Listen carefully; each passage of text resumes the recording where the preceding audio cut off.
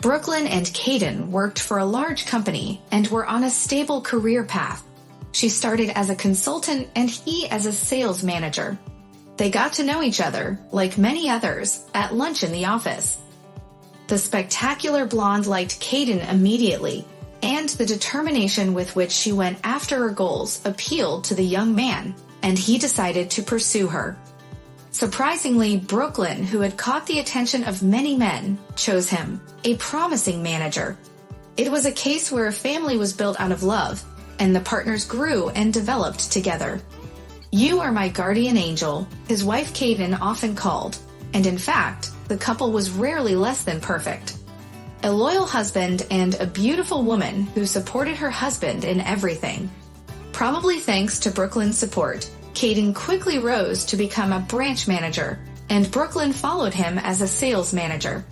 It was a brilliant and rapid progression. Many people respected the couple, but many also envied them, because Brooklyn and Caden were very successful. They bought an apartment, a nice car, invested in real estate during the construction phase, and achieved additional rental income over time. The only thing the couple was lucky with were children. The couple had not received a child in the 10 years of their marriage. Brooklyn, however, was not very worried about it. She was convinced that everything would come in his time. Caden, on the other hand, really wanted to have children, so they decided to be treated, but the treatment was not struck either. The family welded the difficulties even more closely together. "If it doesn't work, that's okay," said Caden. "We will come back to this topic later. After all, there are other options. We talk about it when you are ready." "Okay," Brooklyn agreed. She was satisfied with the fact that she looked like 25, thanks to her 4 years of hard work at the gym. Her friends envied her flat belly and firm breasts, which she maintained through regular exercise and not having children. She enjoyed waking up peacefully in the morning, like a cat, instead of to the crying of a baby. With each passing day, she became more sure that she didn't want children at all. And Caden, too, was starting to embrace this child-free life. But not everything went smoothly in her family. Brooklyn's mother, Paisley, lived alone. She worked in a factory and had to go into early retirement because of the staff downsizing. She couldn't work and Paisley's pension was low. But Paisley was a modest woman and she was too shy to ask her daughter. If one day Brooklyn had not found out that the cheapest canned goods and the cheapest bread were in the fridge, she would not have known that her mother had a serious illness and that almost all of the money was spent on medication. Brooklyn resented her mother, but after a conversation with her husband, she decided that she had to help her mother. "We will send her money every month. Calculate. We will get her a card and let her live like normal people," said Caden. Paisley didn't want to accept the money, but after some persuasion she agreed. Now her life was pleasant again, but not for long. She has to help her mother call a plumber and buy a tap. "Something is not right," said Brooklyn one day. She had an important appointment and Caden was ready with his work so that he could drive to his mother-in-law. "Well, I will see if I can help, even without a plumber," he smiled. Caden knew that his mother-in-law sometimes needed company, a simple companion who listened to her, drank tea, and discussed the news. It was okay, and that this was just a pretext for his daughter to take care of her. Brooklyn's working hours were difficult to call and visit her every day. Lately, she rarely called back, and Paisley came to visit himself because she realized that her daughter had no time for her. Everything seemed to be okay, nobody blamed someone, but when Caden arrived at the house of his mother-in-law, he was surprised. "Well, where should you change the tap?" he asked. "Yes, in the kitchen. Something started to leak. I'm afraid the neighbors will be flooded," said Paisley. Caden went into the kitchen and looked at the faucet.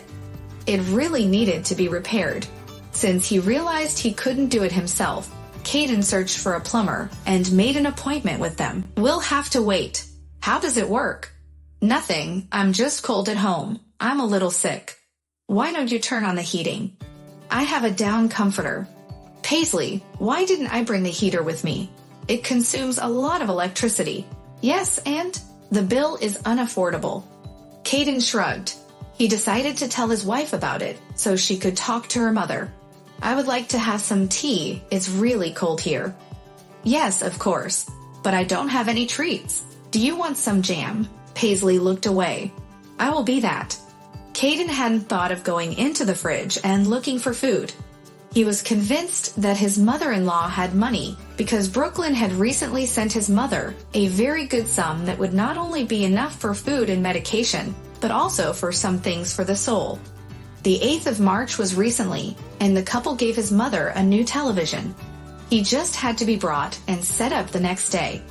Therefore, Caden decided to find out how his mother-in-law found the new television improved the conversation. "Good programs? Who? Your new television." "Oh," mother-in-law is confused. "What?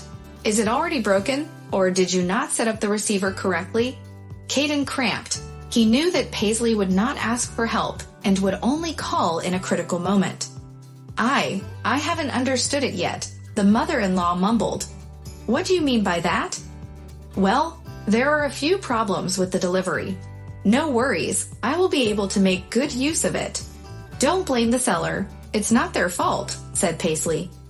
Caden nodded and decided to pursue the matter. "Do you drink tea yourself?" "No, I just had lunch." "Is there something for dinner?" asked Caden politely. "Should I buy something for you while I'm waiting for the plumber?" He knew that it was difficult for the woman to carry heavy packages, and she wasn't friendly at the delivery and only bought a little. So he asked what he could do to help. "If it's not too much trouble, I'll write you a list." She handed him a sheet of paper and went to get her handbag. "Paisley, I will not take any money from you." Caden looked at the list. On that was the simplest food that was cheap. There was no meat, no chicken, and no fruit on the list. Provisions, muesli, soup boxes. He read the list several times, but still bought what she asked. He decided that she had everything else in stock, and that the soup package and the canned food were needed for a court cat. The plumber came very quickly, and Caden was at home in time before his wife came back. "Brooklyn, I'm hungry." "Why didn't your mother feed you?" Surprised woman. "No, this is strange. You don't see it similar." She said she had nothing to eat. "Didn't you ask her to go shopping?" "Yes, I have." "Hey, did you send your money?" "Did you send your money?" "Yes." "This is strange." "What?" "The list. I mean the list. And she has a cold house. It saves electricity and sneezing it." "Which list?" She frowned. "The grocery list. Everything that is on offer and cheapest. And you bought it." "Did you send your money?" "Yes." "You should have called me." She has to have something going again because she saves money. Brooklyn has excited. "What? The list? I don't know it. I don't know it." The next day, Brooklyn went to the house of her mother in the morning. Paisley hadn't expected such an early visit. "Daughter, Mum, what's going on?" "Everything is fine. The tap is new. The water is running," she smiled. "I mean this." Brooklyn went into the kitchen, opened the fridge, and found it empty. "Where is the fruit? Where is the meat? Your doctor told you should increase your hemoglobin.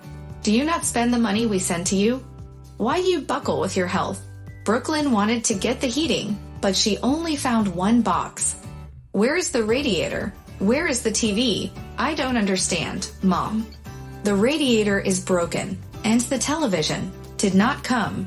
But the daughter was not as easy to fool as the son-in-law. Brooklyn set up an online shop and called the hotline. "Hello, I am interested in information about this order." After half an hour of research, it turned out that the television had already been delivered, just not to Paisley. "How could you? It was your gift." Brooklyn was outraged. "You need him more. They are adults, independent people. Let her earn her own money for a new television. You have a little child." "Yes, and you wouldn't understand that. You and Caden, you have no children." "Mom, do you know what you are talking about? We have decided to help you. I did not intend to support my daughter-in-law. Your baby is not even your grandchild."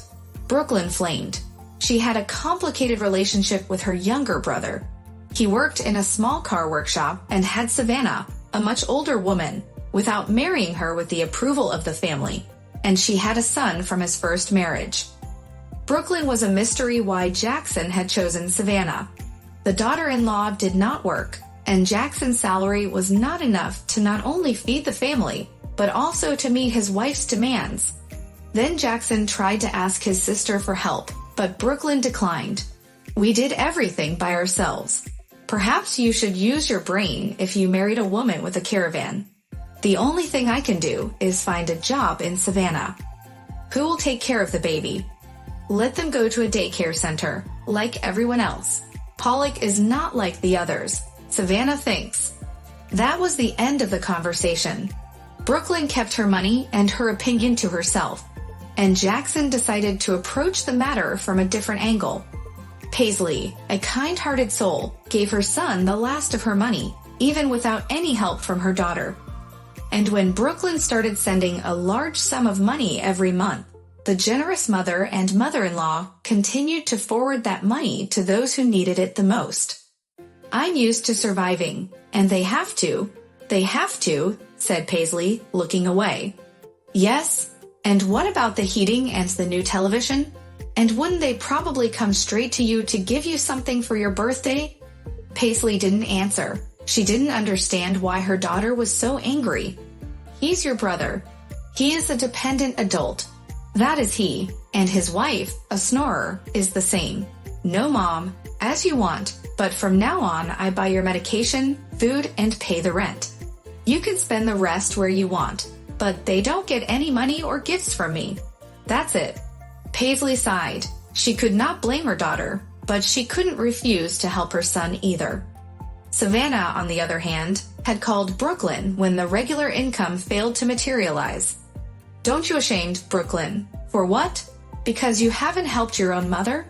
That is none of your business, dear daughter-in-law. There is a reason why you don't have children. It's a shame. God only gives children good and honest people," said Savannah,